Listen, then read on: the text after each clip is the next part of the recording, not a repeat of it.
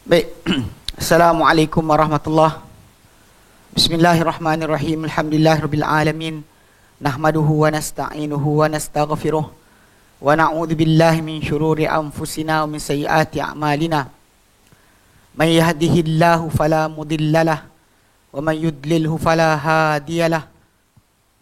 Asyhadu an la ilaha illallah wa asyhadu anna Muhammadan abduhu wa rasuluh.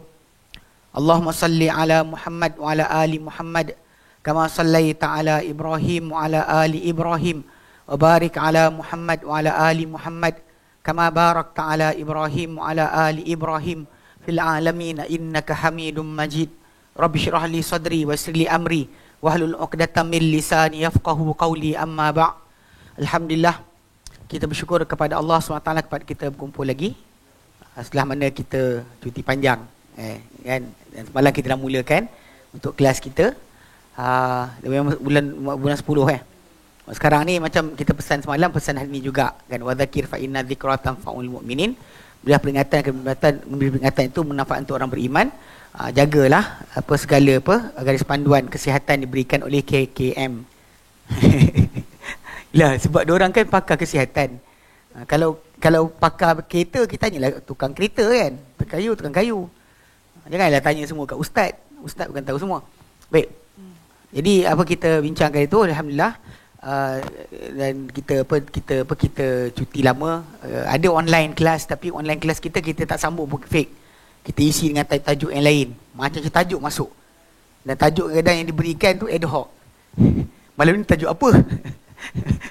Sebenarnya tajuk kali ceramah sepanjang PKP sebelum ni, semua tajuk tu ad hoc. Macam malam ni nak ceramah apa? Petang ke, tengah hari ke, Abu Talha akan kontak, ustaz mana tajuk apa? Kita tahu nak tajuk apa. Kalau kita pilih, ada kadang-kadang kita ambil 3-4 tajuk kan. Jelas sekali kita bincangkan itu tanda-tanda mengenal untuk mengenal orang sesat. Kita ambil daripada kitab Manhajut Talaqi. Kadang kita nak tahu kesesatan tu belah mana, tengok daripada sudut itu. Pasal dia balik kepada asas muamalah seseorang tu dengan dalil. Siapa yang tak menghormati dalil, itu Quran dan Sunnah, maka dekat situ kita akan kesan dia sebagai orang yang sesat. So ala kulli hal, kita dah dapat balik berjumpa. So insyaAllah kita akan sambung balik mulai hari ini. InsyaAllah sambung balik kelas pengajian kita berkenaan fiqh muyassar, fiqh ringkas bawah skop Quran dan Sunnah. Pada kali terakhir kita bincang itu, kita masuk dah pada tajuk imamah imamah fi solah, keimaman dalam solat. Siapa yang layak, yang kita bincang itu, kita kata yang maksud dia adalah ikatan. Imamah itu adalah kalau serban ain tau. Kalau serban imamah dia ain, bukannya hamzah. Banyak orang tak tahu. Dia kan sama. Imamah yang maksud dia adalah hubungan solat orang yang berimam dengan imamnya. Kita ambil itu kan. Last sekali kita ambil itu kat situ. Kita ambil persoalan pertama kita ambil sebenarnya. Tapi kita masuk kedua ni kan, insya-Allah. Ya. Sebenarnya kita yang pertama kita ambil dah. Cuma nak kena revise sikitlah pasal lama sangat dah ponteng, nanti lupa. Tajuk ni dia berkait. So kita bincang itu bahawa memang Nabi SAW dulu dah menjelaskan berkenaan dengan orang yang paling layak mengimamkan seorang adalah orang paling banyak membaca kitab Allah. Cuma gelaran Aqra' tu pada zaman Nabi, macam kita sebut dulu, dia sebenarnya kembali kepada orang paling banyak hafal. Kan? Bahkan zaman Nabi Qari tu, kan, Qari atau Qurra' plural dia, digelar kepada orang yang mahir membaca Quran atau banyak hafal Quran. Jadi kalau pada sudut itu memang mustahil untuk timbul tajuk masalah orang tu qari tapi baca salah. Bahkan tak tahu pun tak kena juga. So jadi kalau anda kata bila letakkan, dan kalau mereka semua tu orang yang paling layak jadi imam, kalau semua dan bacaan sama, serupa, maka mereka orang paling tahu tentang sunnah. Dan mereka dan sunnah semua serupa, maka paling awal hijrah. Dan kalau mereka dalam hijrah serupa, maka paling awal Islam. Awal Islam. Jadi orang paling layak tu macam kita terangkan tu, berdasarkan pada persoalan tu, di pertama yang paling betul bacaan. Itu yang teliti dalam bacaan Al-Quran. Dan dia bukan dimaksudkan macam yang kita berhenti tu, memang kisah timbul tajuk lah. Kita masuk sentuh sikit berkenaan dengan masalah tarannum, yang kita kata ia bukan sebenarnya termasuk ilmu Quran pun. Kalau kita belajar ulum Quran, tidak termasuk tarannum yang dipelajari di televisyen ke, di mahat-mahat sampai peringkat universiti pun tidak termasuk ilmu-ilmu Quran. Bukalah kitab Zarkashi ke, Asyuti ke, semua kitab ulum Quran tidak termasuk. Bahkan sebahagian kitab tajwid dikarang untuk menolak perbuatan orang membaca seperti itu. Perbuatan orang baca macam menyanyi tu, itu dikarang sebahagian ulama-ulama ulama-ulama tajwid karang kitab tajwid untuk menolak perbuatan mereka. Sebab tu saya kesianlah ada ustaz kita seorang. Sinilah kot dia ngajar kan.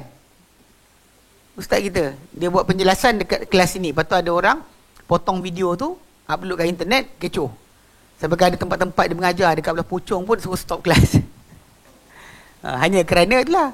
Tapi soalan jawapan itu betul. Sebenarnya Allah Alam dia orang taklah. Geng ni kan, dia suka pelik. Dia potong cut video ustaz tu, dia sebar. Itu tunjuk bagi orang apa bertekak-tekak.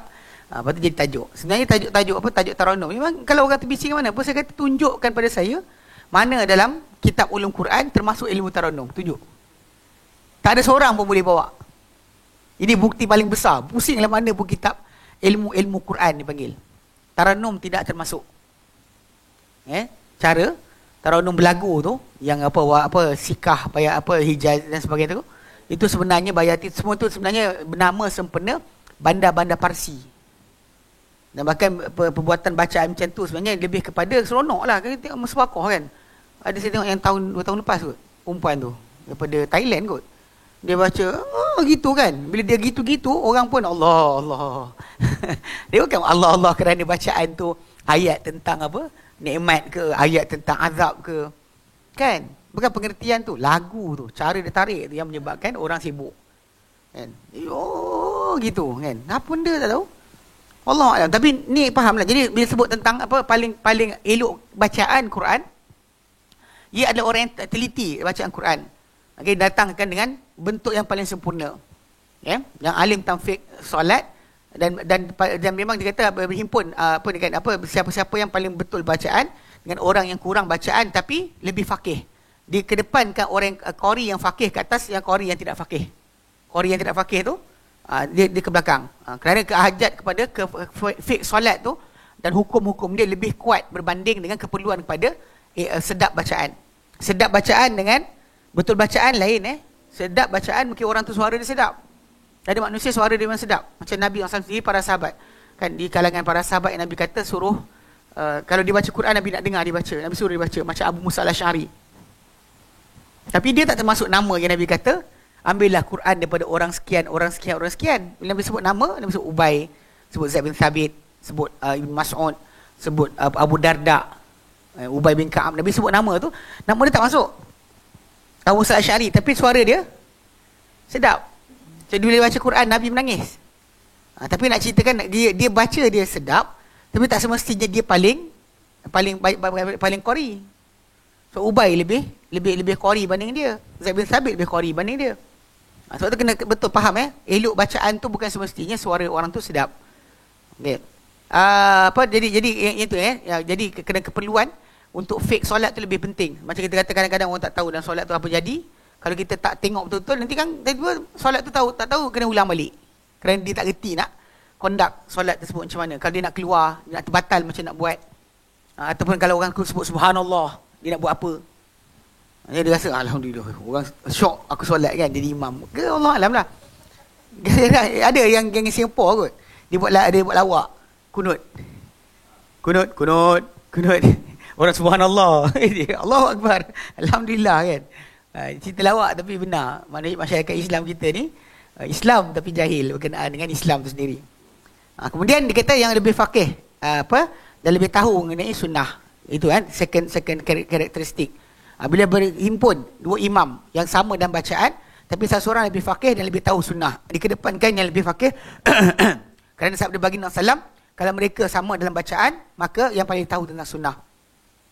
Kemudian dikedepankan siapa yang mula-mula hijrah daripada negeri kafir ke negeri Islam. Jika mereka dalam bacaan sama, pengetahuan sunnah pun sama. Kemudian dikedepankan siapa mula-mula Islam jika mereka dalam hijrah serupa. Kemudian lebih tua umur. Pasal ada dalam hadis yang lain Nabi suruh kedepankan siapa yang lebih tua usia. Kan? Kerana apa? Kalau dia sama semua sama. Hijrah sama, Islam sama, maka dikedepankan siapa yang lebih tua usia. Kerana sabda baginda sallallahu dalam hadis yang telah lalu, kalau mereka dalam hijrah lebih adalah serupa, maka paling awal dia kata silman, dan riwayat sinan. Satu lagi dia kata umur. Dalam hadis lain Nabi kata waliya ummakum akbarukum, hendaklah mengimamkan kamu orang paling tua di kalangan kamu. Jadi kalau anda kata semua sama, barulah buang undi. Barang siapa yang menang dalam undian dikedepankan. Cuma ialah Allah Alam, kalau dekat Malaysia banyak orang tak nak jadi imam. Kan, tak ibu undi lah kan. Awak pergi, awak lah sikit seorang tak pergi kan. Ini kena jaga-jaga sikit. Tapi pasal di sisi orang Arab, kalau dikedepankan dia rasa mulia. Dia rasa benda tu adalah izzah. Bagi keluarga dia, bagi diri dia, bagi kampung dia. Kalau dia wakil kampung kan, dia jadi mulia, diseronok. Tapi kita, orang Malaysia kita ni semuanya apa? Tawaduk. Tawaduk kan. Tahu kat sana? Itu betul juga. Takut nak baca doa. Sebenarnya kalau ikutkan kepada masalah solat di Malaysia, dia sebenarnya kadang-kadang betul. Memang ada orang saya perhatikan, dia takut sebab tak tahu nak baca doa apa. Kalau kita tak tahu baca doa apa, orang boleh je baca doa dengan Rabbana atina fid dunya hasanah, cukuplah. Nak baca apa lagi? Para sahabat Nabi sendiri pernah diminta oleh para tabi'in dan perhimpunan kan, datang-datang dia kata mintalah baca doa. Mintalah baca doa. Dia pun angkat tangan, Rabbana atina fid dunya hasanah wa fil akhirati hasanah wa qina adzabannar. Habis. Betul kan? Bila nak balik, minta doa lagi. Dia baca doa yang sama. Kali dia muka orang berubah. Kita buka tafsir, kita jumpa tajuk ni. Surah Al-Baqarah. Tak payah, angkat je jenazah. Jadi beza. Pada benda tajuk, masalah beza tadi kan. Dia okey. Dia benda tersebut, kalau dekat masalah jenazah ni, semua orang takut nak bergerak. Tak tahu, takut tersalah langkah. Takut tersilap apa tindakan. Semua orang tunggu, dah berdiri dah. Pada kes solat biasa, orang tak bangun kalau imam tak baca doa. Duduk diam tu imam. Kadang kita kena jadi bagi tazkirah dekat surau-surau office kan. Selagi mana tak baca doa, selagi tu orang tak bangun. Tunggu imam nak bangun tak mau. Kita tengok muka dia orang, nak tengok muka kita. Kita tengok orang muka kita. Jadi last sekali Rabbana atina fid dunya hasanah wa fil akhirati hasanah wa qina adzabannar. Kan saya terjemah sekalilah. Kan lepas terjemah amin kan. Lepas kan diorang pun habis settle. Dia nak tu je. Dan makan yang kisah saya kata doa tu boleh. Pasal para sahabat Nabi sendiri dia kata kalau kau dah minta pada Allah Taala kebaikan dunia, diberikan kamu kebaikan dunia, kebaikan akhirat dan dilindungi dari api neraka, kau nak apa lagi? Kan beri kebaikan dunia, kebaikan akhirat, lindung api neraka. Nak apa lagi? Pasal dia tengok muka orang yang depan ni tak puas hati. Macam tak cukup. Dia cakap. Sahabat Nabi cakap. Kan? Ni kadang-kadang orang Melayu kita ni macam kisah. Kalau doa panjang pun tak faham buat apa. Kalau doa panjang, macam kita nak sebut kan, doa panjang. Pun tak faham. Tak guna juga. Dan kalau imam tu kata, Ya Allah, macam imam Masjidil Haram. Amin. Patutnya nyaci lah kot. Ya Allah, macam semalam. Macam semalam. Allahumma, macam semalam. Amin, ya Rabbal Alamin. Dah. Apa tak boleh pula? Dua macam, tapi yang baca banyak lebar, orang tak faham pun. Berjela-jela baca. Apa benda kan? Bukan kita nafikan masalah kebaikan berdoa banyak. Memang dalam kes berdoa, betul. Banyak kita berdoa, kalau tak dapat pun apa kita minta, Allah gantikan dengan macam-macam benda. Sama ada Allah Ta'ala gantikan untuk syafaat hari kiamat. Betul lah, tapi kena tahulah minta apa. Ni imamkan doa untuk diri sendiri, kita belakang amin, nangis-nangis. Betul? Ada cerita kelakar dia sekali tu. Dekat Meru, tak panggil lah kot. dia sebelum Ramadan, persiapan menghadapi Ramadan. Jadi waktu time saya duduk datang masjid tu.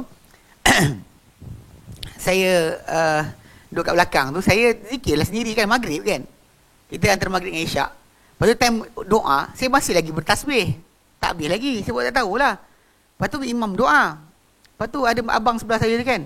Amin. Amin. dia amin. Dia suruh saya amin tu. Saya buat tak tahu. Saya tasbih lah sebab tak ada layan kan. Dia suruh saya angkat tangan untuk amin. Okey, saya dia tak apalah. Lepas tu time tazkirah, saya sebutlah. Saya kata, contoh macam banyak doa-doa dibacakan pada Ramadan. Kan, yang doa panjang lebar kan. Allahumma ja'alna bil imani kamilin. Wal faradika bil adin wa zakati fa'ilin. Kan bila dalam banyak panjang doa, tu dia satu part tau. Part yang orang perempuan doa, orang lelaki doa, orang perempuan pergi amin buat apa? Wabi hurin ainin mutazawwijin, dan dengan bidadari kami berkahwin. Betul perempuan pun amin. Ada orang dah belajar harfiah Quran, dia amin juga. Lepas tu dia tanya soalan. Ustaz, kenapa kita doa tu bukan untuk kami pun. Saya kata tu lah, siapa suruh ikut. Dia perempuan benda tu doa tu untuk lelaki je. Sebab tu kadang-kadang bentuk macam ni dipanggil sebagai doa melampau. Doa yang melampau. Kan dia panggil mubalaghah fi doa. Doa yang kita panggil tak sepatut dibuat. Sebab macam orang kata, ya Allah, aku nak syurga tepi sungai. Dekat pokok Sidratul Muntaha, dekat tepi pintu sebelah kanan. Jangan kau masuk syurga sudahlah, kau sibuk minta detail kenapa? Faham tak? Kalau dapat tu sebab yang doa yang Rabbana atina fid dunya hasanah tu dah cukup. Sebab dia dah memadai untuk ke semua hajat kita. Tapi yang orang kita ni semua minta detail. Detail tu tak boleh. Pasal kadang kita melampau-lampau minta tadi kan, tak berpadan. Macam Allah Ta'ala tak tahu nak buat apa yang baik untuk kita. Dan tu kadang kita, kalau unless kita ada hajat tertentu, contoh kesihatan keluarga yang sakit ke, atau apa ataupun rasa lemah badan ke, dia ada spesifik dan kita doa je lah. Tapi untuk panjang lebar macam tu kan, itulah sekali tak tahu kan. Kita semua sebut kan, wa ma bil hikmah dikamilin, kefarduan kami tunaikan, zakat kami bayar, sebutlah sikit kan dia. Apa syurga pin Nabi suruh Firdaus La'ala. Tapi Nabi Rasul kata surah Al-A'la, sebelah Nabi, tepi Ibrahim, antara Nuh. Faham tak? Janganlah minta macam tu. Kan? Kita kata,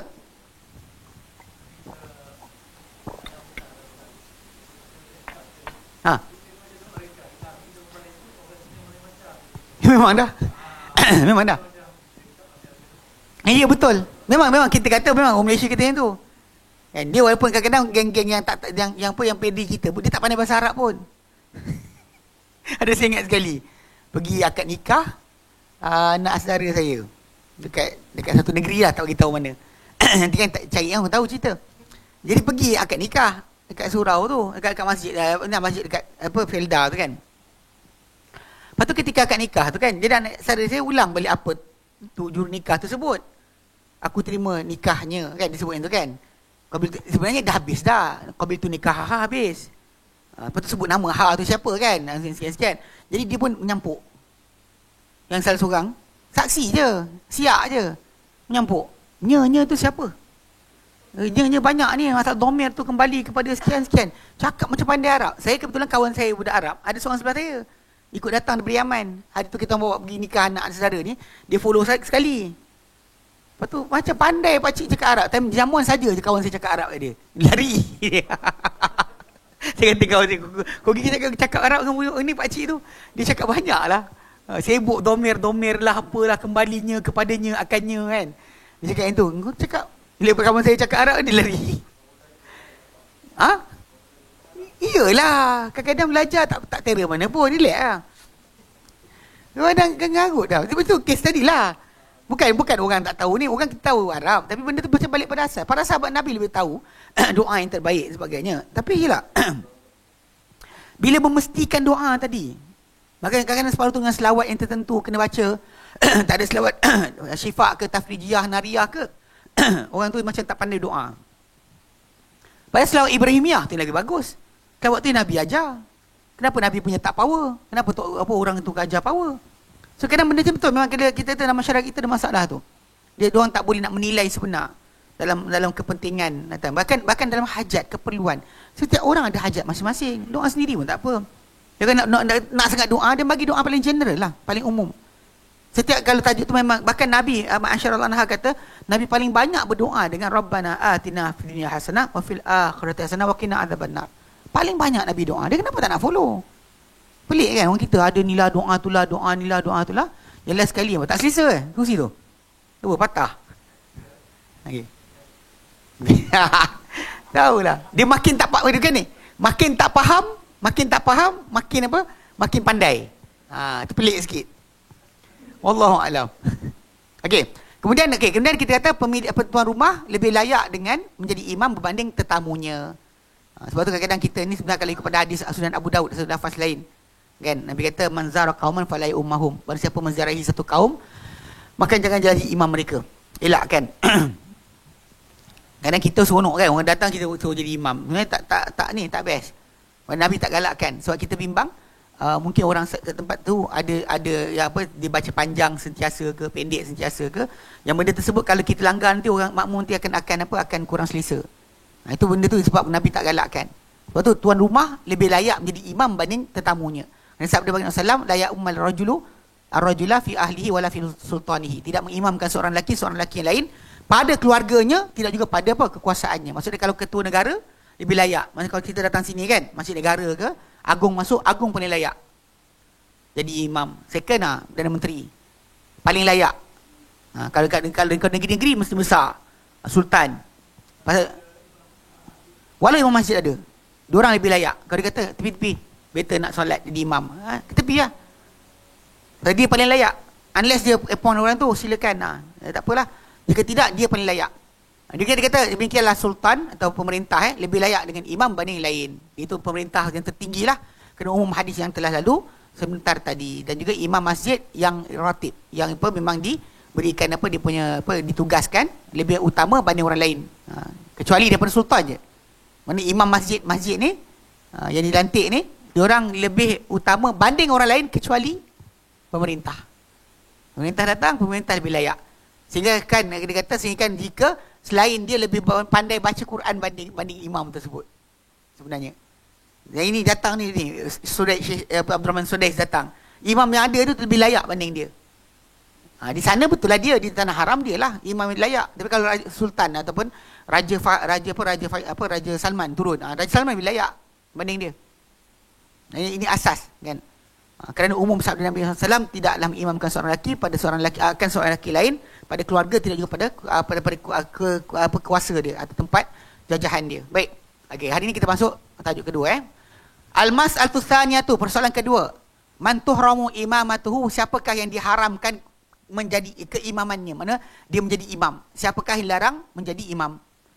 Tuhramul imamatu fil halatil atiyati, diharamkan menjadi imam atau keimaman pada keadaan-keadaan berikut. Pertama, imamatul mar'ati birrajuli, keimaman seorang wanita dengan seorang lelaki. Menjadi imam seorang wanita terhadap seorang lelaki. Li ummi qaulihi sallallahu alaihi wasallam, kerana sabda baginda sallallahu alaihi wasallam, lan yufliha qaumun wallau amrahum imra'atan, tidak akan berjaya satu kaum yang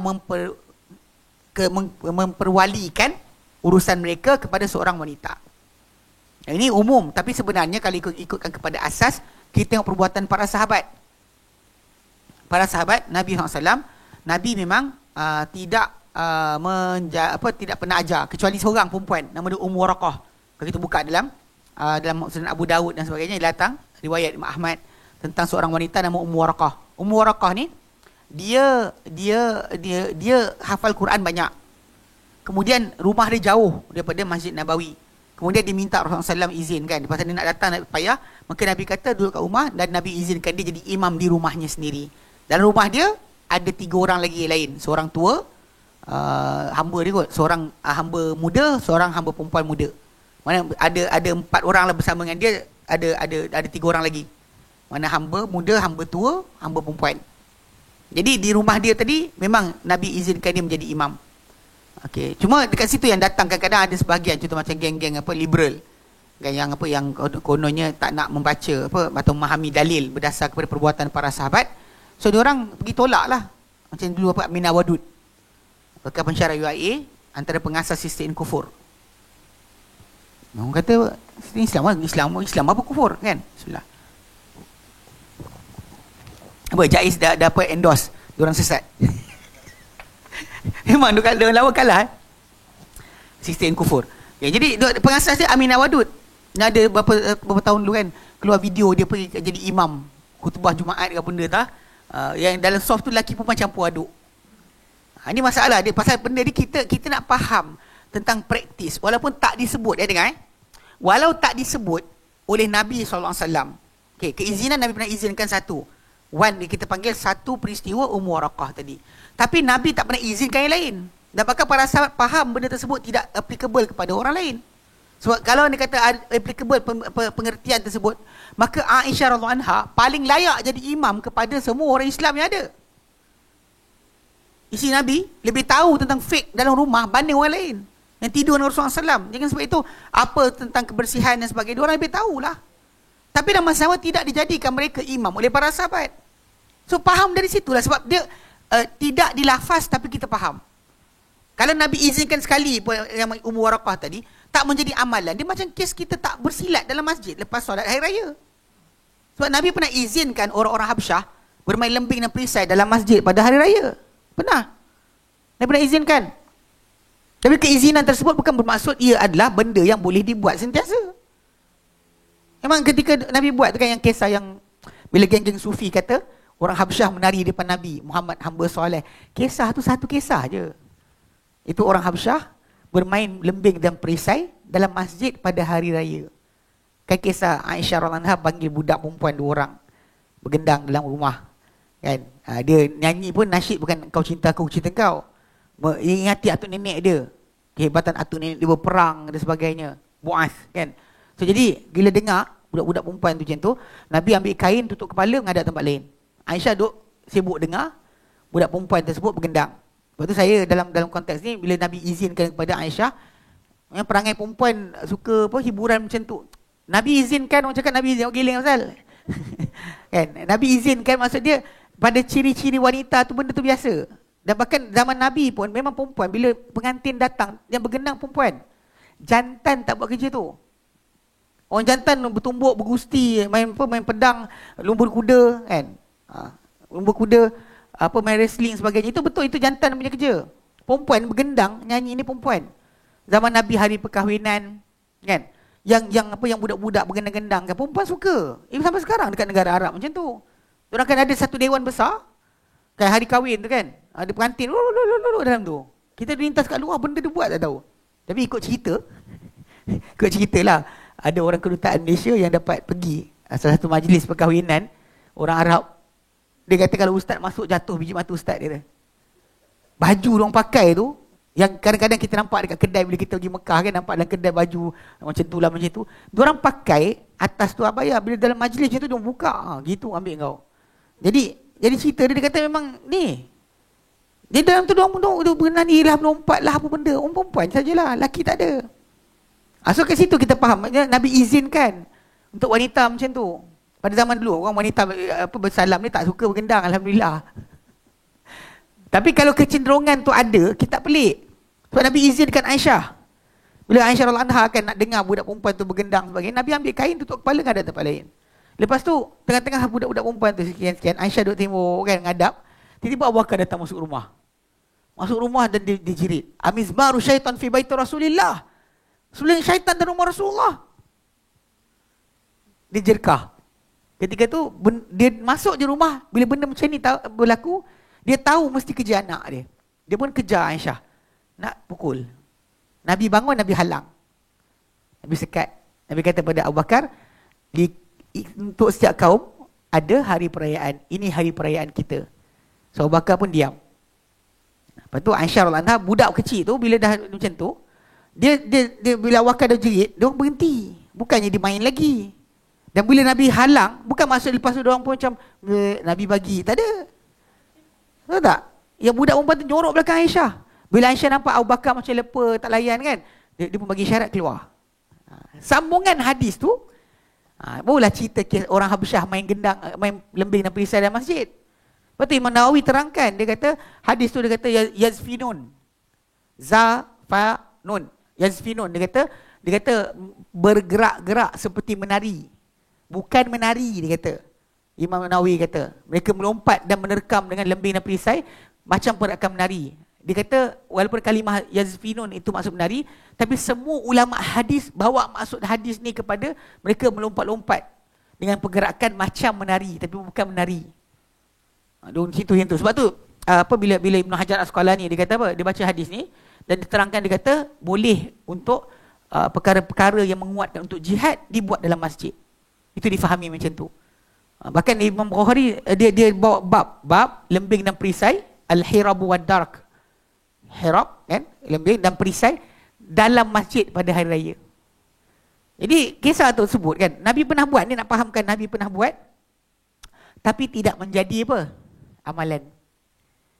Bukan kita sampai sekarang kita start tukar tradisi.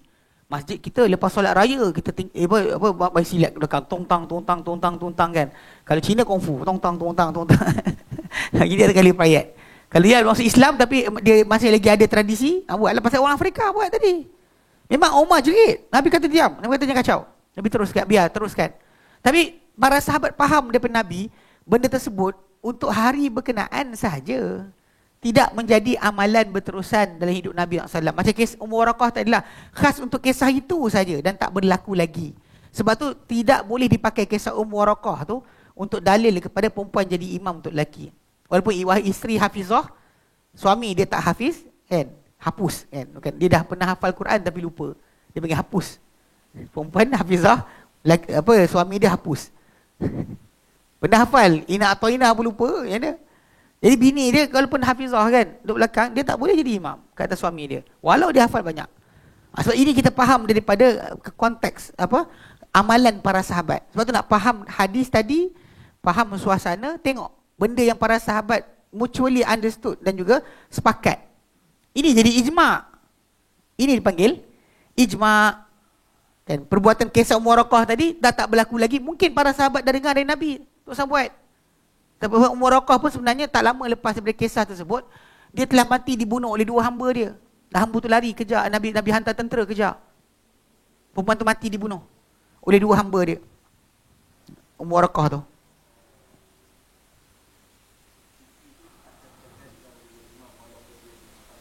Walau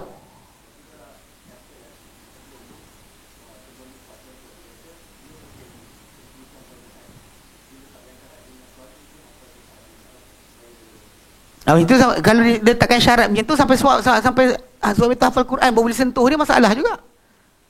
Nak tunggu kata 3 tahun dah kahwin. Ini akan kontradik. Syarat macam ni tidak sah. Betul tak sah sebab kalau dia dah jadi isteri, suami tu halal pegang dia.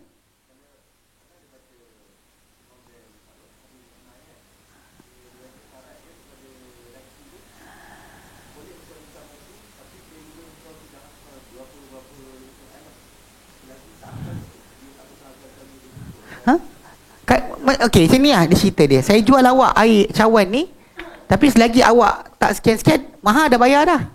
Ni nilai duit dah bayar dah. Okey, saya jual awak. Tapi syarat dia adalah lepas awak ambil benda ni, selagi awak tak buat benda yang saya syaratkan, awak tak boleh pakai cawan ni. Benda tu dah kira kontradik. Sebab tu syarat yang dalam akad, syarat dalam akad. Kalau dia menghilangkan manfaat penggunaan, membatalkan akan hak, maka tak boleh. Contoh macam kahwin tapi yang pegang, mana boleh? Awak akad nikah saya tapi yang pegang saya sehingga awak sekian. Dah akad nikah selesai dah. Sebab tu Nabi SAW cakap apa? Macam kes kan wanita yang datang jumpa Nabi SAW, dia kata aku sedari aku pada engkau. Kan Nabi pandang atas bawah sampai alih muka. Kemudian seorang sahabat angkat tangan, dia kata ya Rasulullah, kahwinkan dengan aku. Sebab perempuan tu dia kata serah diri pada Nabi. Nabi nak nikah dengan dia boleh, atau nikahkan dengan siapa saja pun boleh. So sahabat ni bangun, Nabi kata kau ada apa? Dia kata ada kain. Dia ada kain. Nabi kata kau bagi kain kau pada dia, kau nak pakai apa? Pergi balik rumah cari. Waktu baca-baca tak jumpa. Nabi kata cari walaupun sebentuk cincin daripada besi. Kan ni hadis ni. Kemudian bila last kali Nabi tak boleh, Nabi kata dengan dia, ma ma'aka minal Quran. Apakah yang kau ada daripada Al-Quran? Lepas tu dia katalah, aku ada surah sekian. Nabi kata pergilah. Nabi kata, aku telah kahwinkan kamu berdua dengan apa yang kau ada di Quran. Ajarkan dia. Nabi kata, aku telah nikah kamu berdua dengan apa yang kau ada di Quran. Ajarkan isteri kau. So bila dia ajar, syarat tu jalan. Even dia ajar 1 huruf pun dah jadi. Tapi kalau tadi suruh hafal Quran dulu ke 10 juzuk ke, kawan ni jadi bebal. Bebal lah kan. Jadi marutlah pasal garut. Pasal dia ciri capability. Pasal benda ni kita beza.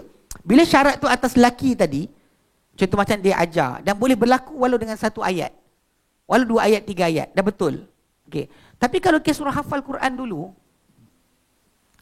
Kita tahu kan, untuk lelaki tadi apa, untuk orang tu hafal Quran kena pula ada banyak kerja dan sebagainya. Possibility tu adalah bukan letak mustahil, bukan mustahil, ada je. Tapi untuk kita letakkan syarat, baik tu Ustaz, jangan pinang saya pergi hafal Quran dulu datang jumpa saya balik. So akad nikah ni masalah dia akad nikah tadi. Sebab akad dengan syarat kalau menghilangkan manfaat, menghalang hak, tak boleh.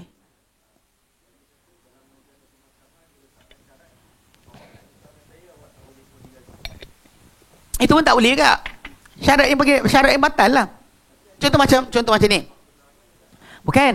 Pembenaran tu masalah tu kita kata syarat dalam akad. Ni kalau kita belajar usul fiqh, syarat dalam akad selagi mana tak halalkan yang haram, haramkan yang halal dan sebagainya. Ya. Contoh macam katakanlah kita akan nikah ni tapi awak jangan musafir. Tinggal kat sini. Yalah kalau benda hak, benda semua betul, yalah. Pasal benda tu optional. Musafir tu optional. Faham tak? Tapi kalau kes bukan masalah benda halal. Kalau kawan saya jangan makan durian. Kawan ni gila, kau makan durian tak boleh. Kau makan durian je. Mana boleh macam tu? Something that tak logik. Faham tak? Berbeza dengan kes musafir tadi. Kalau yang dia kata keperluan semua ada. Keperluan semua ada dan sebagainya kan. Jadi kita kata timur tajuk lah, memang keluarga tadi boleh letakkan syarat nikah anak kami jangan keluar. Cara diorang dulu bertahan para ulama. Sampai negara diorang tak nak ulama ni keluar dan kahwin kan. Supaya ulama tak lari daripada negara diorang. Itu kena ada juga macam tu. Tapi macam kes yang tadi apa yang dan nama sebut tadi kan apa, fatwa syarhah. Yang sesat, dia tak pakai. Orang sesat punya fatwa tak diguna. Kan? Pasal orang yang sesat tak digunakan dia punya syarat untuk menjadikan hukum. Maka bila dia kata ada ulama kata tu kena kita nilai pula dengan hukum pasal kes syarat yang menghilangkan hak. Syarat yang menghalang manfaat. Awak boleh beli kereta tapi jangan bawa. Bayar dah. Cukup. Tapi jangan bawa. Macam mana hitung? Habis kereta saya punya. Awak punyalah. Tapi boleh tak boleh bawa. Mana ada macam tu? Macam kes tadi lah. Macam poligami tadi kan. Tapi kalau diletakkan syarat, kalau kata lelaki tersebut katakan awak poligami tercerai. Tercerai lah. Kalau itu bagi taklik. Dia letak taklik tersebut, jatuhlah. Bukan, dia boleh buat. Macam kes yang orang buat, macam kes lompat parti. Kalau saya menang pilihan raya, saya jadi adun, atau ahli parlimen, kalau saya lompat parti, isi talak 3. Jatuh. Ada orang yang kaitkan tajuk sumpah. Tajuk dia, adakah sumpah tu boleh dibatalkan? Sumpah pun yang boleh batal. Saya taklik jatuh. Taklik akan jatuh. Sumpah dengan taklik tu kan. Macam kes yang dulu apa, yang parti-parti politik ni. Kes tu jatuh. Semua tu sebenarnya salah. Bahkan Syekh bin Baz walaupun dia ambil pendapat Ibn Taymiyah yang kata batalkan sumpah maka tak ada masalah. Perkahwinan tu masih lagi valid. Tapi dalam masa yang sama Syekh bin Baz kata kalau ada pernikahan dan sebagainya tak ada persetujuan kena rujuk pada mahkamah syariah. Seorang pun tak pergi. Dia tahu dah hukum mahkamah syariah hukum mazhab Syafi'i jatuh. Mana boleh ikut ni? Kalau awak nikah kat Malaysia, awak ikut apa hukum Malaysia lah. Patut jangan pakai hukum fatwa dekat Zimbabwe lah. Papua Nugini ke, ikut Papua Nugini tak cerai ustaz. Awak apa Papua Nugini kan. Itu salah tu. So macam tu bagi taklik. Kalau dia kata kalau poligami, itu benda tak boleh apa. Kalau dia kata kalau awak kahwin saya jangan poligami. Dia tak boleh cakap, tapi kalau suami buat takkan jadi haram. Unless dikaitkan pula kalau poligami jatuh talak. Dia jatuh lah. Kalau lelaki terlafaz kan, macam dia kata, kalau Manchester menang, you tertalak. Talak lah, jatuh lah. Kejap jangan gelak tu. Betul lah.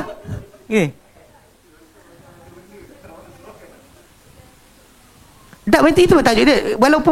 Walaupun janji tu, ataupun panggil taklik tu bongok. Panggil taklik yang bongok. Kan macam bola menang kalah kau sibuk pasal bukan kaitan keluarga kau pun, tapi dia letakkan syarat kalau Manchester kalah atau menang you tertalak, jatuh. Pasal dia macam tu. Kalau aku buka kat ni hujan, jatuh. Dia kata kalau hujan malam ni you jatuh talak, jatuh. Even tu benda tersebut hanya benda bongok, memang tak boleh pun. Sebab tu jangan taklik kan. Kadang-kadang suami tu dia pergi taklik. Ada sekali kes zaman Abu Hanifah dulu yang kita bincang waktu kes apa Tatabu' Rukhas. Kes apa pernah sekali apa Abu Hanifah zaman dia dekat Iraq dulu ada seorang lelaki ni, dia kata dengan bini dia, kalau kau tak cakap dengan aku sampai subuh, jatuh talak. Entah bini malam tu, bini dia meroyan apa, tak nak. Memang tak nak cakap, diam. Dia pening kepala, aduh. Kan? Dia pun pergi hantar, dia pergi jumpa Abu Hanifah, minta penyelesaian. Abu Hanifah panggil muazzin, suruh azan awal. Kau balik rumah, jangan azan, kau nanti bini kata. Pasal dia kata, kalau kau tak cakap dengan aku sampai subuh, jatuh talak. So bini tu memang tak nak cakap. So Abu Hanifah suruh muazzin azan awal. Kan? Bila muazzin azan je kan, suami tu duduk depan muka dia. Alhamdulillah yang lepaskan aku daripada engkau. Dia cakap yang tu. Lepas tu, lelaki tu kata apa? Alhamdulillah Allah Ta'ala, apa, Abu Hanifah bantu aku sebab kau masih bawa genggaman aku. Abu Hanifah tolong kan. Dia cakap kena scam lah, kena main, kena game lah perempuan tu. Dia dengar azan, dia terus cakap. Ya zaman tu tak ada jam. Tak ada jam. Kalau tengok jam macam apa hal pula azan time ni kan. Mesti perempuan tu takkan azan tu ni kan. Mesti perempuan tu akan cakap. Tapi nak jadi cerita kelakar dia, perempuan tu terus kata, Alhamdulillah yang lepaskan aku daripada engkau. Dia pun suami dia kata, Alhamdulillah kan dengan Abu Hanifah engkau masih lagi pegangan aku. Perempuan tu tak tercerai lah. Memang taklid tak elok. Bahkan dia lebih bentuk ugutan kadang-kadang. Betul.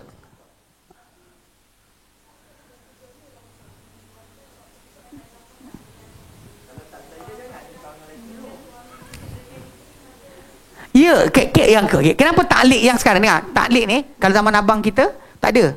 Zaman abang tak ada kan? Taklid, lafaz taklid lepas akad nikah. Ada. Zaman abang tak ada. Dia zaman orang muda-muda je dia ada. Zaman dulu tak ada, akad nikah selesai balik. Okey, zaman lepas daripada tu, diorang suruh suami tu pegang satu kertas. Dan bini pun kena dengar. Bini pun takat gambar gitu kan. Lupa suami dia kata, kalau saya nama sekian kan. Dia tak tengok pun. Ada sekali tu saya, bila entah, saya datang sekali kan. Lepas tu saya tengah-tengah ni, lepas tu suami tu baca taklid. Lepas tu yang bini tu sibuk tak gambar. Dia kata, dengar, dia kata. So dengar lah kan. Dia tak nak dengar. Dengarlah suami cakap apa. Kalau saya nama sekian-sekian, tinggalkan isteri saya 4 bulan, sekian. Dia sebut semua tu dia sebut tu. Memudaratkan, kalau anda kata saya cederakan dia atau sekian-sekian, atau saya tak berikan dia nafkah selama 4 bulan kan, berturut-turut, atau waris saya tak berikan dia sebarang ni saya atau waris saya lah. Apa tu, dan dia mengadukan kepada hakim dan dia bayar RM1 atau ada satu RM10, maka tercerailah dia. Itu taklid itu sebenarnya basic itu untuk menjaga hak perempuan. Tapi sering berlaku masalah. Ini cerita dia. Tapi tak nak ajar. Kalau ajar nanti orang pandai bercerai. Tak, saya pernah tengok seorang hakim mahkamah syariah. Dia kes perempuan kadang-kadang dia pergi mahkamah syariah, dia tak pandai nak minta cerai. Dia pergi minta dicerai. Salah. Dia kalau dia ada sebarang konflik, masalah ketidakadilan ke apa-apa benda kan, penyakitan, pencederaan kan, tak dapat nafkah, suami tinggal berbulan-bulan, bertahun-tahun ke, dia patut pergi mahkamah bawa kes fasakh. Ni aku ajarlah macam mana kan. Fasakh, bukan minta cerai. Bila minta cerai, hakim akan panggil dua-dua. Dan hakim kata, bini awak nak minta cerai dengan awak setuju tak? Dia tak setuju. Lepas tu hakim nak buat apa? Sebab dia tak boleh paksa orang ni ceraikan. Dan bila ada sekali tu jadi kes yang saya tengok tu, perempuan tu datang, suami tak datang. Tu hakim tu tulislah, suami puan mana? Dia tak datang. Lepas tu puan nak apa?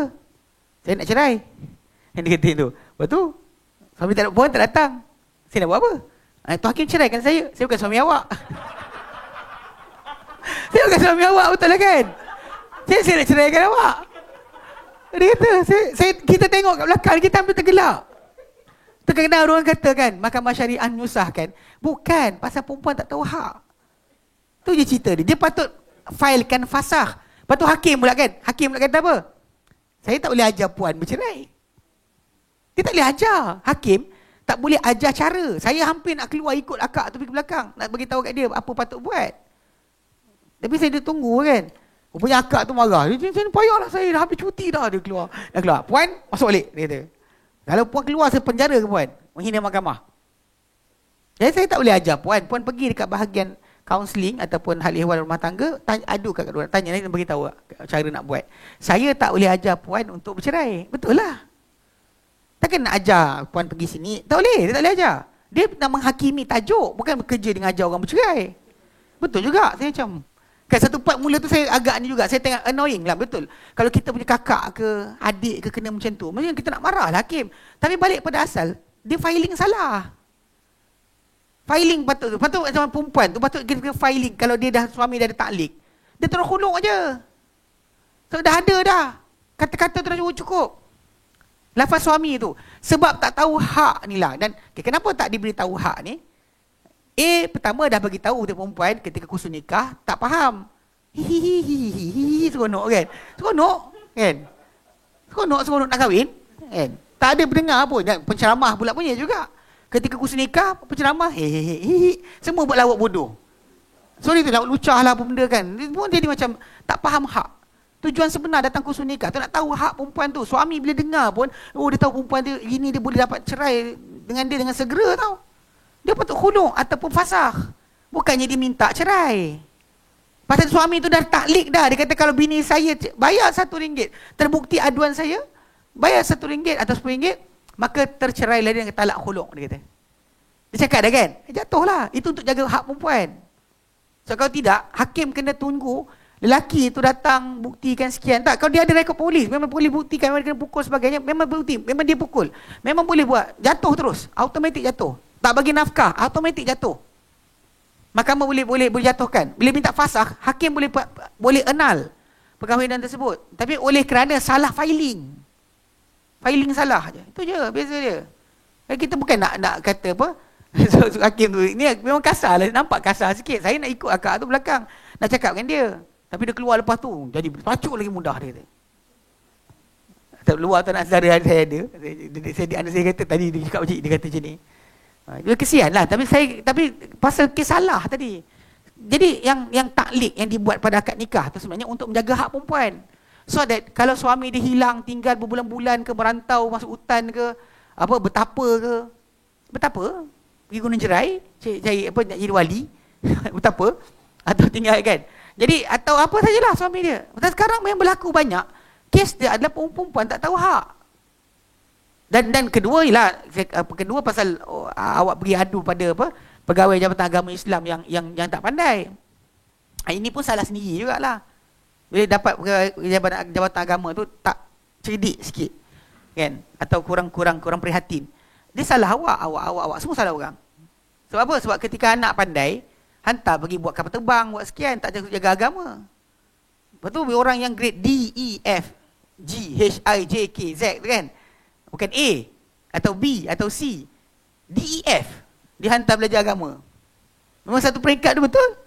Orang belajar agama ni orang yang DEF bukannya sebab dia sengaja, tak, keluarga.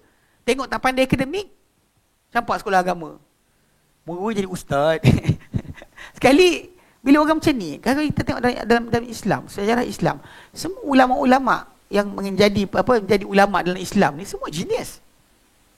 Imam Syafi'i 3 kali baca dah rosak ingatan. 3 kali baca. 1, 2, 3. Baru ingat. Lambat ni. Selalu tengok sekali terus ingat. Dia 3 kali tengok baru ingat. Dia mengadu pada guru dia tentang hafalan dia rosak. Saya buat syair lagi kan. Dia kata syakau ila Waqi' an su'il hifzi. Aku mengadu pada Waqi' bin Jarrah bin Malih. Nama apa guru dia.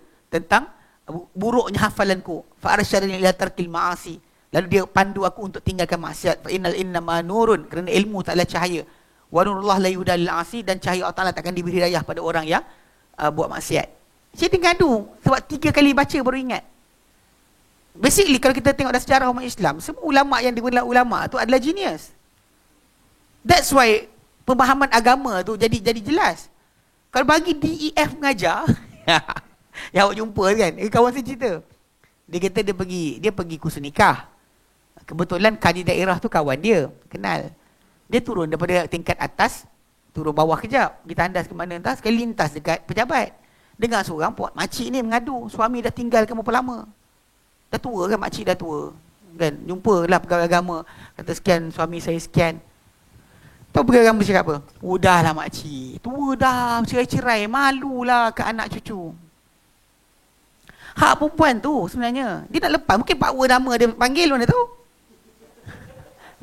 Kan? Dia pak lama kan? Dia boleh, dia ada hak. Bukan tak ada hak, dia ada hak. Pak panggil dia kan, you tak nak kahwin dengan I ke, tapi I masih sekian. So dia cakap macam tu. Tahu tak? Kawan saya naik atas, dia jumpa dengan gadis daerah, dia kata, entang ajar dalam kursus nikah macam ni. Kita tengok pegawai entah cakap apa. Dia cakap macam tu. Itu hak perempuan tu. Kadang-kadang yelah, ni yang D ni, DEF ni. Dia tak boleh nak lihat perempuan datang tu macam mak dia, macam kakak dia, macam mak saudara dia, macam adik perempuan dia. Dia tak nampak macam tu. Dia tak nampak kesiannya perempuan dia terseksa dengan suami macam tu. Itu masalah lah. Sebab tu kena tahu cakap. Tapi syarat yang taklid tadi tu sebenarnya untuk jaga perempuan. Selepas tahun berapa entah tak saya ingat tahun bila start. Akhir 80-an kot. Lepas 70-an dah start dia. Kan? Awak nikah baru kan? Tahu berapa awak nikah? Kan 2000 lebih kan? Tahun 70-an kot start. Akhir 70-an awal 80-an baru start.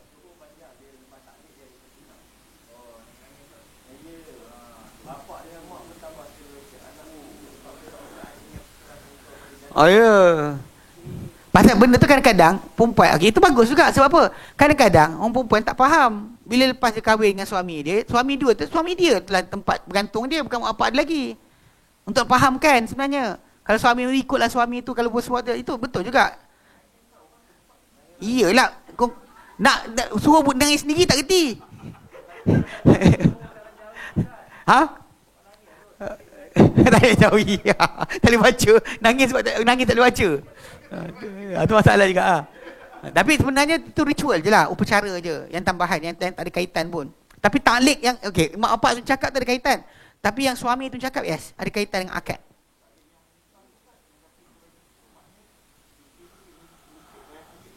Ya, terus awak jatuh. Dan terbukti. Actually terbukti. Tapi ketika dia filing kan tu, dia tak filekan dengan tajuk cerai. Dia filekan dengan khuluk ataupun dengan fasakh. Bila maksud dia kata lain, hakim boleh annul. Kalau suami tak datang, hakim yang leraikan. Contoh?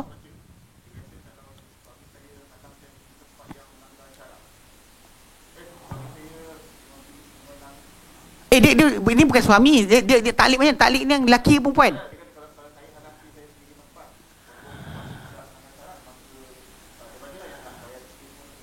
Itu ada Oh, itu mengarut tu. Dia actually kalau anda kata dia sebut general, jatuh juga. Jatuh. Kalau contoh dia kata kalau saya tak bagi bini pergi sogok dan dia pergi juga, jatuhlah talak. Itu.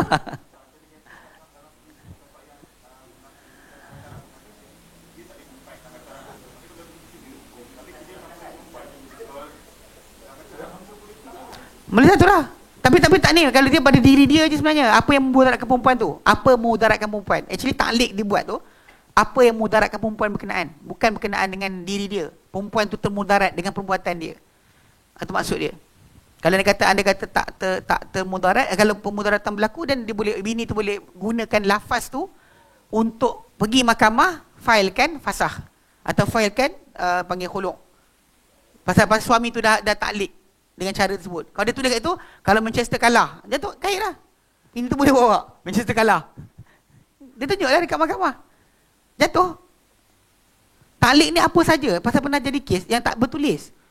Seorang ustaz, ni cerita yang cerita pada saya ni, cerita kawan saya, budak Perak, dia cerita tentang seorang ustaz dekat Perak. Lama dah, tahun 92, 93. Dia pergi cakap dengan bini dia. Dengan bini dia. Dia geram, marah apa benda tak? Dia kata dengan anak dia, mak engkau, dia kata, kalau aku balik dia tak kemas rumah, jatuh talak. Bini dia hari tu tak memang dia berpatah berkerotan, kan, sanggup mati ya, tak tahulah pada bulan ke apa Allah alam. Tapi dia buat, dia tak kisah. Suami tu balik memang jatuhlah. Cuma bila pergi ke mahkamah, hakim suruh lafazkan talak. Lepas tu dia pun menjawablah, dia kata, tuan hakim buka kitab fiqh mana? Saya dah taklid bini saya dengan hukum kisah tersebut. Kenapa saya kena lafazkan lagi? Pasal saya jatuhkan talak dengan taklid. Bukan dengan lafaz talak yang direct, yang soreh. Saya kata kalau dia tak kemas rumah, jatuh talak, jatuh dah lah. Kenapa hakim minta saya lafazkan lagi? Dia marah hakim. Itu kisah yang nak fahamkan lah. Even benda yang remeh tau. Remeh. Sebab tu Nabi kata, salasun, 3 perkara. Jidduhun najid. Wahazluhun najid. 3 perkara yang gurau dia sungguh. Sungguh dia sungguh. Nikah, talak, rujuk. Ada satu riwayat kata di tengah talak dan pembebasan hamba. Saya main-main berjatuh. Ada kan video yang ustaz kat kelas tu, yang orang Arab. Kan dia kata, kalau sekiranya kau nama siapa? Aku kahwin kau dengan anak aku. Qabil tu. Dia kata, Qabil tu. Ceraikan sekarang. Dia kata. Qabil tu. Jangan. Kan? Dia suruh ceraikan. Tak nak cerai. Ikut aku cakap pula. Aku ceraikan bini aku. Dia suruh cakap itu. Ini ada Arab punya buat lawak. Tapi betul-betul lah. Kaedah dia. Tak boleh buat gurau. So, tapi yang kena fahamkan tajuk yang kisah dia kan. Balik pada asal apa? Kisah yang Muwarakah tu.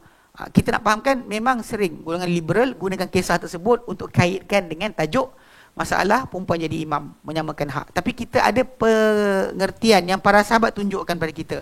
Mereka tak kedepankan seorang pun isteri Nabi ke depan untuk menjadi imam kepada mereka. Walaupun imam tadi kan, isteri Nabi tadi orang paling tahu tentang hukum hakam.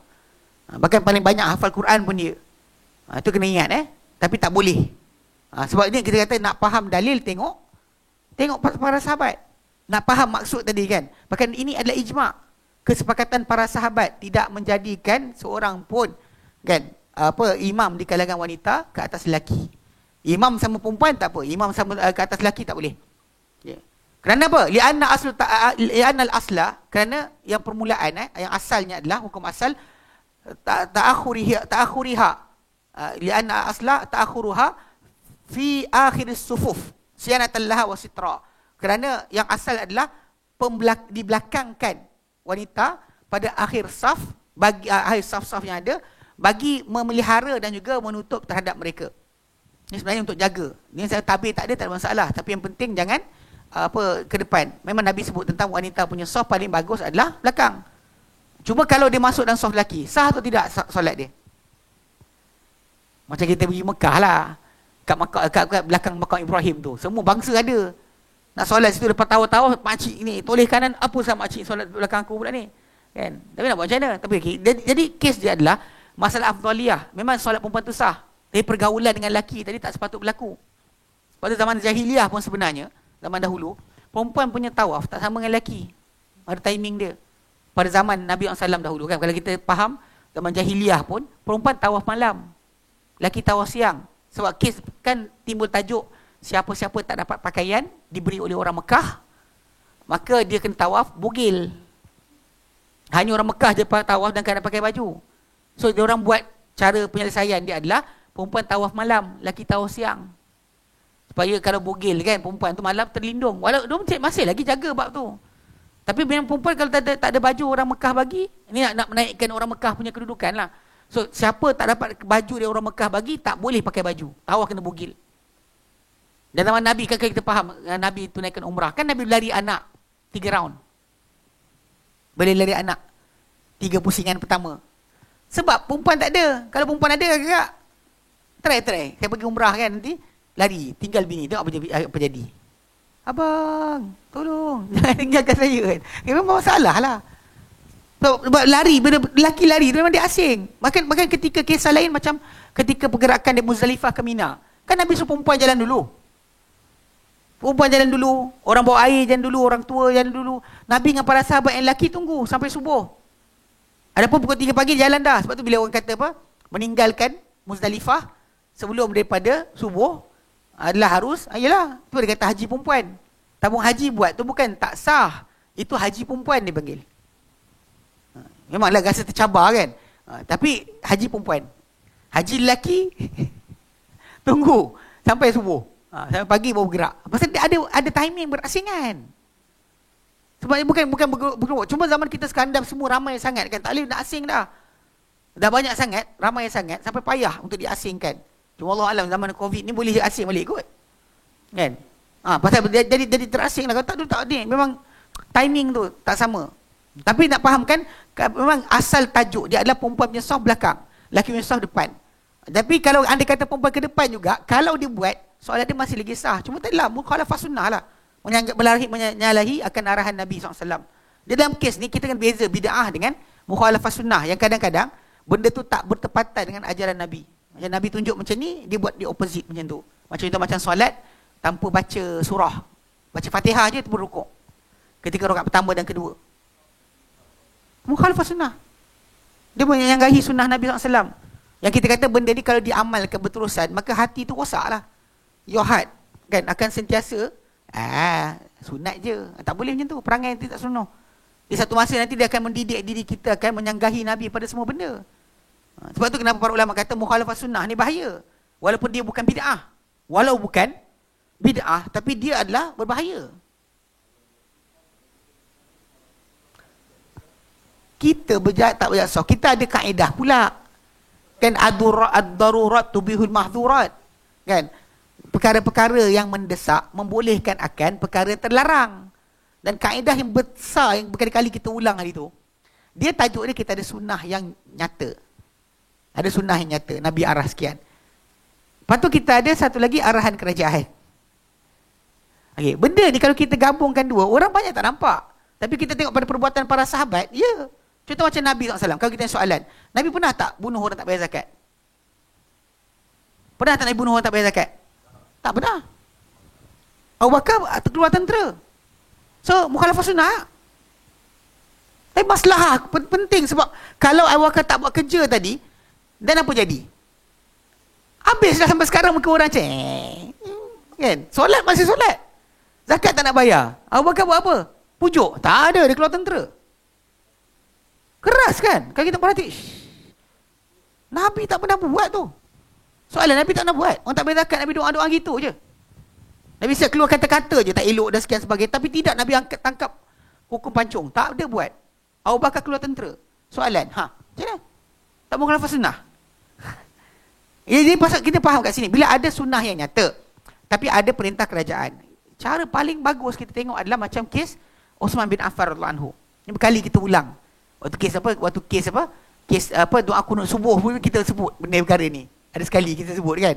Walaupun ketika tu abang kita siapa tak? Dia kata apa pendapat Imam Ahmad.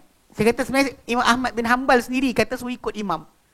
Dia sebut kata ikut imam. Imam kunut kau kunut juga. Dia suruh ikut. Tapi ketika kita cerita tu saya bawa kisah ni. Kisah Uthman bin Affan radhiyallahu anhu ketika di Mina, di Arafah, dia tukar kaedah apa yang asal yang Nabi buat solat di Arafah di Mina, Nabi solat qasar. Sentiasa Nabi qasar. Bahkan ketika hari Arafah tu Nabi solat jamak dan qasar. Zuhur, Asar, kemudian Maghrib, Isyak.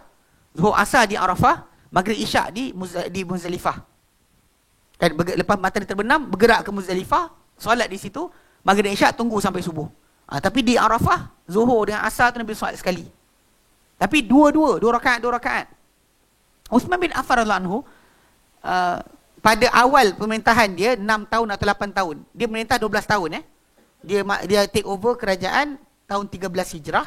Dia mati tahun 35. 2 tahun 8 tahun atau 6 tahun pertama dia buat macam mana Nabi buat. Yang mana dengan jelas terang-terangan Nabi solat dua Zuhur, 2 Asar. Lepas tu Maghrib, lepas tu Isyak 2 juga. Lepas tu berada di Mina pun dia buat macam tu juga. Nabi buat macam tu dua-dua. So orang orang tahu benda ni. Jadi orang kecoh lah tanya sebab ketika pertanyaan tanya pada Ibn Mas'ud. Dia tanya Ibn Mas'ud radhiyallahu anhu, Nabi solat berapa? Dia kata 2. Abu Bakar 2. Umar 2. Ini Osman dah tukar ni. Osman inna lillahi wa inna ilaihi raji'un. Dia istirja. Lepas tu orang tanya dengan dia, kau solat apa? 4. Dia ikut Osman. Lepas tu bila orang kata kenapa tak buat jemaah, dia kata tak boleh. Nabi tak benarkan. Inna maju ilal imam liyutamma bi. Lafaz hadis ni sebenarnya dimaksudkan pada imam dalam solat tu dijadikan untuk diikuti. Bila dia takbir, kamu takbir. Bila dia baca Fatihah, dia baca waladhdallin, kamu kata amin. Bila dia takbir, dia rukuk, kamu takbir, kamu rukuk. Lafaz hadis tu, terjemahan dia. Idza kabbara wa raka'a fakabbiru warka'u. Ini Nabi sebut. Ketika mana Nabi ajarkan solat berjemaah macam mana. Jadi bila sebut itu dan Nabi kata awal tu Innama ju'ilal imamu liyutamma bihi. Imam dijadikan untuk diikuti. Tapi para sahabat macam Ibn Mas'ud, dia faham imam tu bukan dalam solat, imam negara, pemerintah. Dia faham macam tu sekali. Sebab tu dia kata dia tak boleh. Dia kata tak buat, tak boleh. Kena menyanggahi imam adalah buruk. Dia cakap yang tu. Dia pun tak setuju. Dia pun tak setuju benda tu. Kalau nak faham lain, kisah Marwan bin Hakam. Marwan bin Hakam, ketika zaman dia, para sahabat masih ramai lagi tau. Cerita dia, perbuatan Marwan bin Hakam yang antara yang pertama dibuat. Ni ada saya tengok, ada orang dia mungkin nama Marwan bin Hakam. Dia lupa, Marwan bin Hakam bukan sahabat. Dia tabi'in. Bila Marwan bin Hakam kata tentang Dajjal ada dan sebagainya, jangan kita ambil terus. Dia bukan orang yang sepatutnya menjadi rujukan. Dia tabi'in, tapi pemerintah pada zaman berkenaan, dia buat tukar. The first one yang tukar, khutbah raya sebelum solat. Kita khutbah raya lepas solat kan. Dan memang Nabi kata siapa nak balik, balik. So, orang zaman dulu dia datang-datang kan khutbah raya tu, datang di kampung, di jauh, sampai ke tempat Nabi, kemudian Nabi solat dia balik. Lepas tu hari Jumaat tak payah datang balik. Sebab tu, sebab ni. Sebab dia orang tak nak movement balik. Pasal dia lepas raya balik lah. So Nabi, siapa tak balik, balik. Nabi kata. So jadi Marwan bin Hakam, dia nak orang dengar khutbah dia. So dia tukar ke sebelum solat. Okay. Ketika tu sahabat Nabi masih ramai. Yang bercakap bangun, maksudnya para sahabat follow dia, ikut je dia buat apa. Until seorang lelaki, dan dia tak buat jemaah baru. Bahkan dia tak cakap pun, tak bising pun. Until seorang lelaki bangun pada satu hari ketika dia nak khutbah hari raya. Lelaki tu bangun, lelaki tu kata as-salat qabla khutbah. Solat sebelum khutbah, dia kata. Lepas tu tahu Marwan kata apa? Qaturika ma hunalika, lama dah tinggal benda tu. Means that apa? Apa maksud dia? Dia buat lama dah, para sahabat tak cakap apa pun. Para sahabat ikut je buat tak tahu. Until lelaki tu bangun cakap, barulah salah seorang sahabat bangun kata apa? Amma hadza, adapun lelaki ini, faqad qada ma alaihi, dia telah lepaskan, tunaikan apa wajib ke atas dirinya. Fa inni sami'tu Rasulullah SAW yaqul, aku dengar Rasulullah SAW bersabda, man ra'a minkum munkaran. Hadis ni, kisah hadis sahabat tersebut sebab kisah ni. Kalau kita soalan, sahabat Nabi tu diam buat apa? Cuba belajar. Sahabat Nabi tu diam, dia tak reti ke nak menjawab, nak cakap. Kenapa tunggu orang yang cakap boleh sokong? Sebab orang tak nak cetuskan fitnah. Kalau orang buat perangai tak senonoh macam geng konspirasi zaman sekarang kan, memang kecoh lah dunia ni. Kalau para sahabat ini bagi sini, para sahabat keluar komen kan, tahu tak para sahabat komen? Orang katakan hormat dah dengan pemerintah. Pemimpinnya ada, takkan dihormati. Sebab tu lelaki tu bangun, sahabat Nabi terus sokong dia. Dia cakap, solat qabla khutbah. Marwan kata, qaturika ma hunalika, lama dah tinggalkan. Maksudnya erti kata lain, bila cakap lama dah tinggalkan, 2-3 hari, masih bertahun lah. So soalan, sahabat Nabi buat apa? Ni ayat soalan tu. Sahabat Nabi buat apa? Macam kes tadi lah. Kes dekat yang perbuatan Osman tadi tu, yang jadikan solat 2 jadi 4 dengan ijtihad dia sendiri. Bahkan dia follow sama macam Nabi. Selama dia 12 tahun dia merintah, selama 6 atau 8 tahun dia masih serupa macam Nabi. Ending dalam 4 tahun atau 6 tahun lepas tu, akhir ujung pemerintahan dia tiba-tiba dia tukar. Allahu alam di atas apa sebab. Ada kata dia rasakan dia ni macam orang Mekah sebab mungkin dah dekat rumah Mekah dah ada sebagainya. Ada kata banyak on moving dia buat jamak kasar. Ketika dia station dekat Mekah tu, macam jadi kes orang Malaysia yang duduk dekat Mekah selama 33 hari, 40 hari, 45 hari, 50 hari contohnya. Jadi kat sini yang timbul tajuk apa? Awak dah jadi orang mukim. Kalau orang mukim maka awak tak boleh lepas solat qasar. Faham tak? Ini kadang-kadang ijtihad kat sini. Kita janganlah bantai terus tabung haji jahanam. Kata dia tak ikut sunnah, jangan cakap yang tu. So dia ada side of pengertian tadi. Sebab awak, kalau kita tukar kisah tadi bukan kat Mekah, kita tukar dekat Kota Baru. Awak tinggal Kota Baru selama 40 hari. Soalan, macam mana? Kan kita buat dengan solat qasar kan. Dia sampai ke Kota Baru kan, hari pertama tu dia kira hari travel. Second day sampai hari ke nak balik-balik, awak dikira sebagai orang mukim tau. Awak kena solat penuh. Tak boleh dah solat qasar. Tak boleh jamak dah. Awak dah jadi orang mukim. Maksud soalan, adakah orang yang pergi haji jadi macam tu juga? Ni soalan dia. Orang duduk kan 50 hari kan, ada orang pergi awal. Macam mana hukum dia? Jadi sebab tu jangan cepat sangat. Kan, kata orang tak sunnah. Sebab benda tadi kalau kita bawa balik pada kes tadi, kita alih kat Malaysia, jadi. Unless kita pergi sana 2 minggu je lah. Atau 10 hari atau 5 hari, seminggu je pergi. Yes. Then only awak boleh kekal sebagai seorang yang musafir. All the way long. Semua sekali. Sepanjang travel tadi. Tapi bila awak dah tinggal sana 30 hari, then macam mana? Awak station tau. So kat sini ada khilaf dekat situ. Kisah dia, para sahabat yang ramai menganggap kedudukan Osman sepatutnya macam Nabi lah. Dengan para sahabat, dengan Abu Bakar, dengan Umar. Tapi ada yang kata, jadi Osman punya ijtihad tadi. Walaupun kita bercanggah dengan sunnah Nabi yang asal. Ya Abu Bakar follow, Umar follow. Jadi Osman tukar. Adakah kita, tapi para sahabat Nabi tak panggil ajak tentang dan lawan apalah, perbodohkan ke, apa yang tak sunnah, tak cakap. Walaupun dia istirja. Ibn Mas'ud, inna lillahi wa inna ilaihi raji'un. Walaupun dia istirja. Ibnu Umar sendiri, kalau dia solat dengan imam, dia solat 4. Kalau dia kebetulan tersolat datang lambat, dia solat 2. Dia takkan langgar, dia takkan buat jemaah baru. Yang itu basic yang kadang orang tak faham berkenaan tajuk ni. Kes macam penjarakan sosial ni kan. Kita kata orang bising lah, kenapa kat masjid, lepas tu pergi beratur. Dia punya arahan pada semua tempat. Jabatan Agama Islam ada kuasa kat masjid. Dia tak ada kuasa dekat pasar raya tu. Pasar raya bukan bawa Jais atau Maiz atau Jawi ke? Ada. Jawi kuasai. Kan kata bongok kan marah kan? Maksud dia kuasa yang dia ada. Faham tak? Pasal sekarang ni Jais tak boleh tutup pasar raya. Yang menutup pasar raya adalah di BKL atau sekian-sekian sebagainya. Kena faham. Jadi Jais ada kuasa dekat surau. So dia bagi arahan ikut surau tadi kan. Dia follow lah. Ada kuasa tadi. Yang dekat orang yang berimpun kat sini, berimpun kat kedai, berimpun kat sekian, berimpit kat gambar tu kan. Itu bukan bawa kuasa Jais. Bahkan bila dia buat luar masjid, luar surau, tak ada kuasa Jais tau. Atau Jawi atau Jakim atau benda lah dia sebut jajar-jajar kan.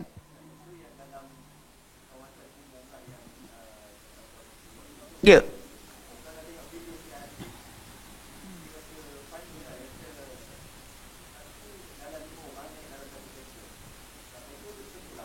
Betul? Okey. Itu yang saya tengok ada video tu, gambar yang kata ni. Entah-entah dia orang datang 5 biji kereta. Mana kita tahu? Pasal kita nampak orang tu datang. Macam sekarang ni, kakek. Saya datang seorang. Akak datang berdua. Dia datang sekian. Okay. Mana kita tak tahu dia ni naik dengan siapa. Yang tu naik dengan siapa. Tak kita kata orang tu rapat separuh, tinggal separuh. Balik pada asal. Sekarang kita ada arahan daripada Jabatan Agama Islam yang berkuasa ke atas surau dan masjid. Relax lah. Balik pada asal dia ada kuasa tadi. Sebab tu dia arahan tu dibuat. Kan? Kalau dia kata dekat pasar raya tadi, tepi pantai ke apa, itu bukan bawah bidang kuasa Jabatan Agama Islam. Jawab pergi soal kat situ buat apa? Itu tanya BKL lah. Kenapa dan tak ambil tindakan? Ataupun ketika pilihan raya kan? Bukan kuasa masjid. Kempen tu bukan kuasa masjid tu. Itu apa? SPR punya kuasa lah pula kat situ. Kita kena tahu siapa berkuasa sekarang ni untuk tajuk tadi. Masjid surau kita ada orang. Better kita kan dalam perkara ni jangan menjadi fitnah kepada orang-orang yang kafir. Mana jangan sampai kita jadi kluster masjid surau sebagainya. Boleh baik. Daripada kita kata macam kenapa tak buat. Kita tajuk asal tadi saya kata ada sunnah yang nyata tapi kita ada arahan kerajaan. Tengok sahabat buat apa. Kalau sahabat buat piket tunjuk perasaan, hantar apa memorandum dan sebagainya, ada? Tak ada. Kalau sahabat tak buat, kita buat. Kenapa? Sebab kita kena faham dalil kan, kita ada kefahaman tapi kita ada arahan kerajaan. Kita follow kerajaan. Balik pada asal tadi, unless benda berkenaan, ini macam tadi macam Osman buat tadi kan, terang-terangan dilanggar. Terang-terangan. Nabi buat dua-dua kan. Semua orang faham. Tapi kenapa diorang tak buat macam kita buat? Kenapa kita tak jadi? Sebab kita bukan macam Abu Bakar, bukan macam Ibn Mas'ud yang ada pada diri dia apa kefahaman dan juga pada diri dia ada adab dengan sunnah Nabi. Pasal Nabi bukan setakat suruh itu, Nabi suruh usikum bisam'i wa ta'ah. Aku pesan kamu dengar dan taat. Dua-dua tu ada. Kita ada yang sunnah Nabi buat, kita ada yang arahan untuk dengar dan taat. So kita nak langgar masa tu. So, Nabi pesan juga tu, kalau kita ikut sini pun kita masih ikut sunnah. Siapa kata bukan? Kan, siapa kata bukan? So kita masih ikut arahan Nabi. Aku suruh kamu dengar dan taat. Dengar dan taat itulah perbuatan yang saya bagi cerita-cerita tadi kan, kisah khutbah Marwan bin Hakam, kisah sekian ni. Saya nak contohkan macam mana para sahabatnya perangai. Bila berdepan dengan dua suasana, A, kita tegakkan sunnah, kita bantai, siapa tak ikut kita bodohkan. Atau B, kita follow macam mana Nabi suruh, buat je. Kalau ada kita kata teguran saja, tapi tidak lebih daripada sampai membodohkan. Kata kita ni apa, pengikut apa, WHO. Ini semua ikut WHO ni, kan? Kan beriman apa sujud apa menyembah mata satu. Apa ni, kan? Kan cuba bijak sikit. Sebab kita sekarang ni konsep dia, kita ada sunnah yang nyata, kita ada perintah kerajaan. So buat bandingan. Tengok sahabat buat apa. Dari situ kita faham. Bukannya kita main bantu pantai je kan. Dan Facebook ni banyak lah orang-orang yang panggil apa keyboard warrior ni. Panggil depan tak jumpa, tak nak datang. Panggil depan tak datang pun. Berani atas ni je. Online. Panggil jumpa tak jumpa. Soalan kuliah ni kena faham betul So konsep dia bila kita kes imam yang pertama ni perempuan jadi imam memang sebenarnya untuk tutup wanita tadi, halang dia. Kan kalau dia di imam kat depan kan benda tadi sebenarnya banyak perkara pun wanita di belakangkan. Maksud di belakangkan tadi tak disuruh mereka berada pada barisan hadapan. Contoh macam menjadi saksi untuk kes-kes hudud. Untuk potong tangan, kan, untuk potong tangan orang, untuk rejam, untuk zina dan sebagainya. Tak boleh. Sebab dia banyak sudut. Sudut pertama, masalah perempuan biasa kalau benda kejadian berlaku, dia tutup mata. Nampak orang angkat pisau kan dia, gitu. Lepas tu, awak nampak tak? Nampak? Nampak apa? Dia angkat pisau. Lepas tu, dia pejam mata. Awak nampak apa? Saksi tak boleh tutup mata. Lepas tu kedua, kalau kadang-kadang kedua masalah apa kata-kata yang benda tak proper untuk perempuan cakap.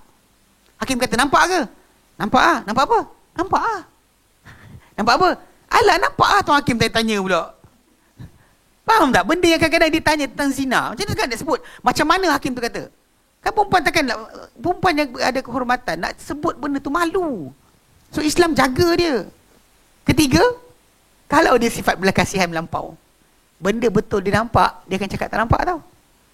Sebab bagi dia kalau kau cakap ni kan kena potong tangan. So ada beza. Sebab tu kenapa Islam tak jadikan perempuan sebagai saksi. Bukan sebab merendahkan orang. Saksi hudud So benda ni akan untuk menjaga mereka daripada didedahkan kepada perkara yang memalukan dia. Maka kena pula kalau anda kata dapat pula apa, lawyer engineer lawyer buruk kan. Cakap ni bantai last sekali. Saya nampak lah. Dia nangis. Cakap apa? Dia kau nampak lah. Dia cakap itu. Cakap apa? Itu jaga Sebab tu kena tahu. Jadi macam ni dekat masalah perempuan tu jadi imam.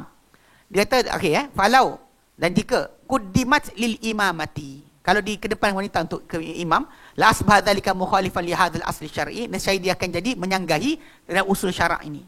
Yang kita kata bagi saya ia adalah ijma'. Kalau orang kata Nabi pernah buat perbuatan Nabi tadi, kalau para sahabat faham ia patut berterusan, diorang akan arahkan. Kalau benda tu diorang hentikan, maksud dia itu kefahaman terakhir yang Nabi bagi pada mereka. Walaupun kisah hadis tu ada, hadis kisah Waraqah tu ada, ia tidak jadi amalan, bahkan tak boleh diamalkan sebab para sahabat tak faham ia patut diamalkan.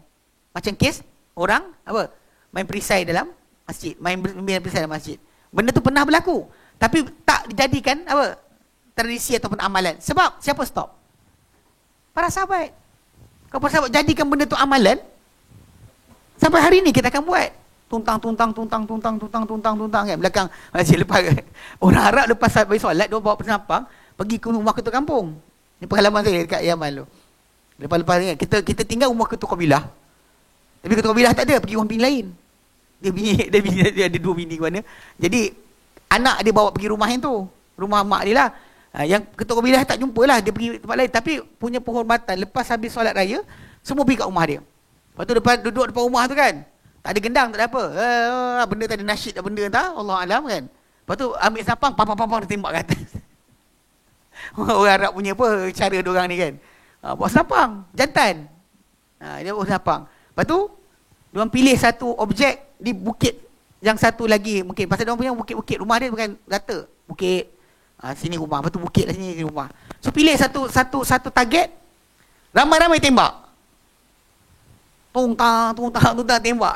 Lepas hari kahwin pun macam tu. Hari perkahwinan, lepas ada akad nikah kan, tembak ke atas. Bukit sini kan. Yang batas. Benda tu kalau kat Arab memang tembak.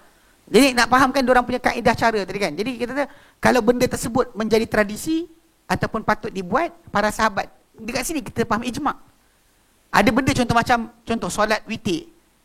Wajib ke sunat? Solat witir. Wajib sunat? Sunat. Mana kita tahu sunat? Sebab para sahabat, kalau ikut pada perbuatan Nabi, Nabi tak tinggal. Ikut Aisyah kata, Nabi tak pernah tinggal ketika musafir pun. Nabi tak pernah tinggal. Solat witir, 2 rakaat sebelum subuh, Nabi tak pernah tinggal. Tapi para sahabat tak pernah bayangkan kepada kita ia adalah wajib. Sebab tu kita kata dia sunat. Ini faham ijma'. Sebab kita tahu ini sunat, ini sekian. Termasuk kes tadi, perempuan jadi imam. Pasal para sahabat tak faham untuk benda tu berlaku. Masa diorang dengan majoriti yang ada tadi, semua faham tak dikedepankan perempuan untuk jadi imam. Maka itu ijma'. Tak boleh siapa-siapa langgar ijma'. Kalau once kita kata, tapi ada dalil. Sebab tu kita kata hadis Nabi tadi ada. Tapi kita kena follow apa? Tengok sahabat punya kefahaman. Then only kita tahu, ia betul atau salah. Baik, berhenti sini. Wallahu a'lam.